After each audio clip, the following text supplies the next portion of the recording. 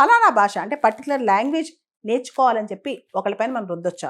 అది చాయిస్. అది వాలంటరీగా రావాలి కానీ ఖచ్చితంగా మీరు ఇన్ని భాషలు నేర్చుకోవాలి, లేదా ఈ 4 భాషలు మాట్లాడాలి, ఈ 3 భాషలు మాట్లాడాలి అని చెప్పి. ప్రపంచంలో ఏ దేశంలో కూడా ఖచ్చితంగా పిల్లలు 3 భాషలు నేర్చుకోవాలని ఎక్కడ లేదనమాట. ఇన్‌ఫాక్ట్ అది రుద్దటమే అవుతది. అమెరికా లాంటి దేశాల్లో కూడా ఇంగ్లీష్‌తో పాటు స్పానిష్ కానీ, ఫ్రెంచ్ కానీ ఒక ఆప్షనల్ సబ్జెక్ట్ ఇస్తారు. అంతేకాని ఖచ్చితంగా 3 భాషలు నేర్చుకోవాలని ఎక్కడ లేదు. చాలామంది అభిప్రాయం ప్రకారం చిన్న పిల్లల్లో భాష తొందరగా నేర్చుకోగలిగే గుణం ఉన్నా చాలా సార్లు ఓవర్ వర్క్ వల్ల, వాళ్ళకున్న స్ట్రెస్ వల్ల అన్ని నేర్చుకోలేరనమాట. అది వాళ్ళపైన ఇంపోజ్ చేసినట్టు అవుతది.